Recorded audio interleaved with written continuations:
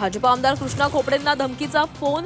तुकाराम मुंढेंविरुद्ध लक्षवेधी न लावण्यासाठी धमक्या आल्याचा आरोप. खोपडेंकडून फडणवीस विधानसभा अध्यक्षांसह पोलीस आयुक्तांकडे तक्रार. वंदे मातरम गीताला 150 वर्ष पूर्ण झाल्यानिमित्त संसदेमध्ये चर्चा.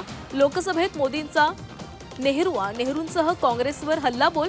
तर आज राज्यसभेमध्ये केंद्रीय गृहमंत्री अमित शहा करणार चर्चा. वेगळा विदर्भ भाजपचा अजेंड्याचा मुद्दा. महसूल मंत्री चंद्रशेखर बावनकुळेंचं वक्तव्य. वेगळा विदर्भाच्या बाजूनच फडणवीसांची भूमिका असल्याचंही स्पष्ट. भारत आणि दक्षिण आफ्रिका दरम्यान आजपासून T20 मालिकेला सुरुवात. कटकमध्ये विजयी सलामी देण्याच्या इराद्यानं मैदानामध्ये उतरणार यंग ब्रिगेड.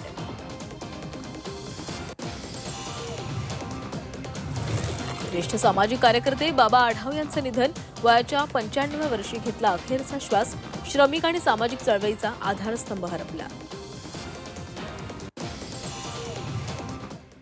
पुण्यातील फळ आणि भाजीपाला बाजार वगळता मार्केट यार्ड आज बंद. ज्येष्ठ समाजसेवक आणि कामगार नेते डॉक्टर बाबा आढाव यांना श्रद्धांजली अर्पण करण्यासाठी पुणा मर्चंट्स चेंबरकडून बंदचं आवाहन. एमपीएससीची संयुक्त परीक्षा पुढे ढकलली. 21 डिसेंबरलाच पेपर आता 4 जानेवारीला होणार. नगरपालिका नगरपंचायती मतमोजणीमुळे पेपर पुढे ढकलला. 10वी-12वी बोर्ड परीक्षेची अर्ज प्रक्रिया सुरू. 2 जानेवारीपर्यंत विद्यार्थ्यांना अर्ज करता येणार. विलंब केल्यास प्रतिदिन 50 रुपये शुल्क भरावे लागणार. त्यामुळे मुदतीमध्ये अर्ज करावेत असं विद्यार्थ्यांना आवाहन. विद्यार्थ्यांवरील ताणतणाव कमी करण्यासाठी आणि शाळांमधील समुपदेशन व्यवस्थेला प्रत्यक्ष स्वरूप देण्यासाठी शालेय शिक्षण विभागाचं पाऊल. राज्य शैक्षणिक संशोधन आणि प्रशिक्षण परिषद संचालकांच्या अध्यक्षतेमध्ये अभ्यास करण्यासाठी विशेष समिती स्थापन करण्याचा सरकारचा निर्णय. समिती 3 महिन्यांमध्ये अहवाल सादर करणार. नाशिक शहरात कुंभमेळ्याच्या पार्श्वभूमीवर महापालिका पीडब्ल्यूडीची विकास कामं सुरू. शहरातील मुख्य रस्ते, चौक आणि पाईपलाईनच्या कामांमुळे अनेक ठिकाणी 10 फुटांपर्यंत खड्डे पडले. नागरिकांना मोठ्या अडचणींचा सामना करावा लागतोय.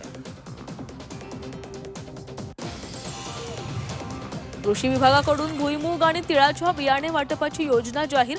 योजनेअंतर्गत नाशिकमधील शेतकऱ्यांना मोफत बियाणे मिळणार. नाशिकसह इतर 6 जिल्ह्यांमधील शेतकऱ्यांना बियाणे मिळणार.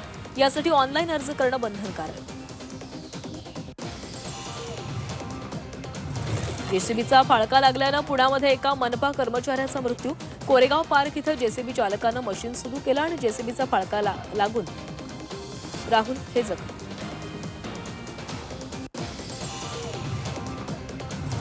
उल्हासनगरातील स्मशानभूमी नागरिकांच्या आरोग्याला घातक. बहुतांश स्मशानभूमींना चिमण्या नसल्यानं मृतदेहाचे दहन करताना निघणारा धूर परिसरातील नागरिकांसाठी त्रासदायक. धुरामुळे नागरिक त्रस्त. कल्याणमधील रस्त्यांच्या खड्ड्यांमुळे दयनीय अवस्था. रस्त्याच्या दुरवस्थेमुळे नागरिकांना वाहनं चालवणंही कठीण. रस्त्यावरील खड्ड्यांची तातडीने दुरुस्ती करण्याची मागणी.